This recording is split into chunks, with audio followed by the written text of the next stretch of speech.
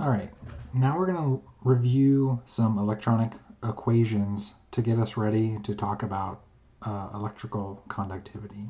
So the first thing I want to mention is Ohm's law.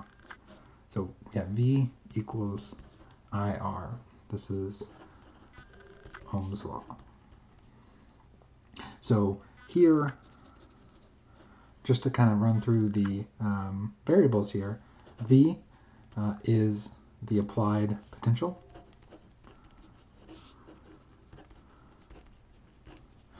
So I don't necessarily like to use the term voltage when we're talking about V, because voltage is the unit.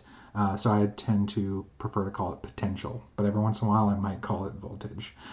So this is the applied potential across a sample, and it has units of V, or voltage. So volts. Sorry, I'm going to change that and put volts. So that has units of volts. I here, I'm using the lowercase I. This is the current. This is the current going, passing through the sample. And this has units of Coulomb per second, because it's a flow, or amps, A. All right. And then lastly, we have R, which is the resistance. And that is the resistance of the sample, the material that we're talking about. And this has units of ohms. All right, so that's Ohm's law. So we're going to probably see that or versions of it as we talk about conductivity. But in this equation, we mentioned current, but typically we like to think about what's called current density. So this is basically something we like to use instead of simple current because it's easier to compare as a material property.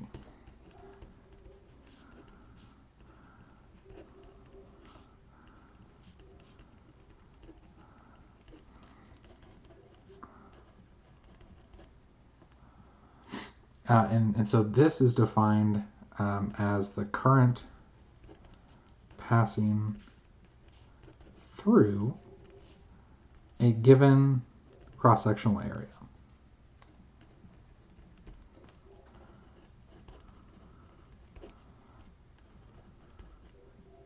And we can write that as capital I, which is our current density, equals current, the lowercase I, over the cross-sectional area. So we have current density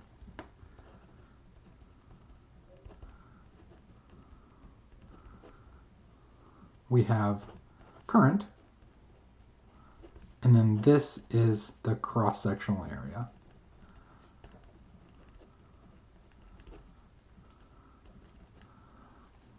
All right. So a quick note here, we are using I to represent current density.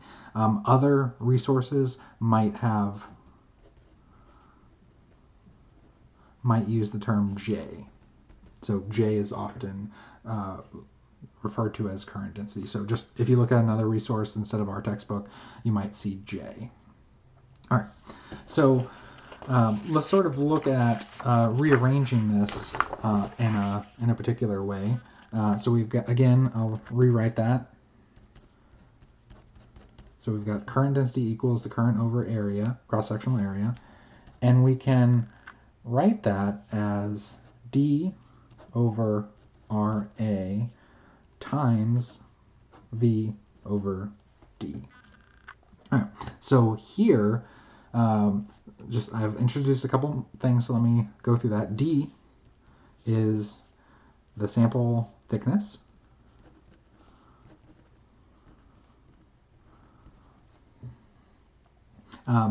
So we've kind of introduced that, and you'll see that we put that on top and bottom, so in essence it cancels out.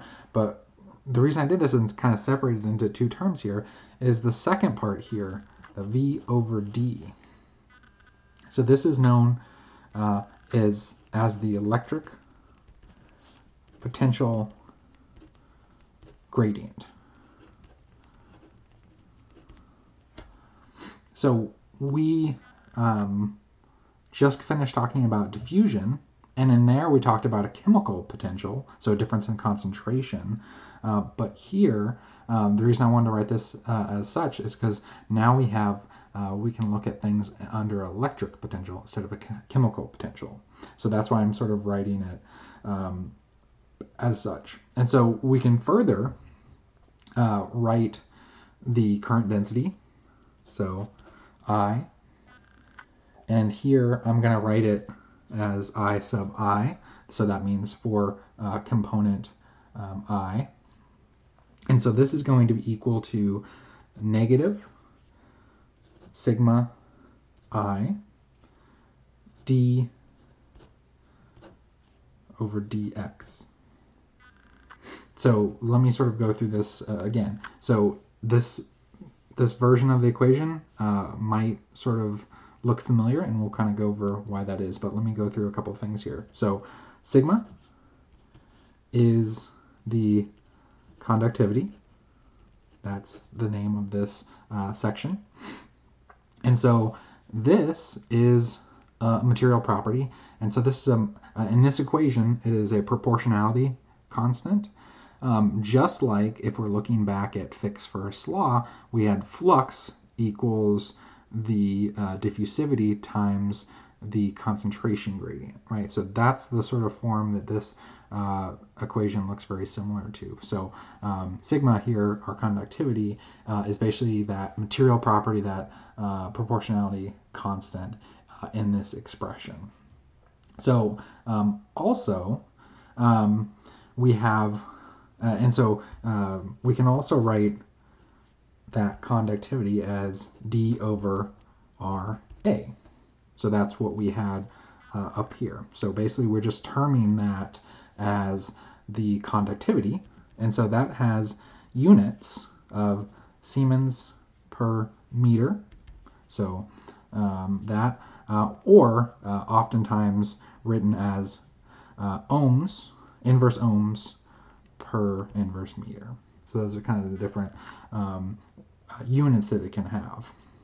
So basically, this portion we've termed conductivity, and then this here is our electric potential gradient. And so we've just basically used this here as potential. So the difference in potential over the distance, difference in the distance, and so that's basically our thickness here. So basically, we're looking at a certain version of that. So we've just kind of rewritten it, and it looks like Fick's first law, but instead of chemical potential, we're talking about electric potential.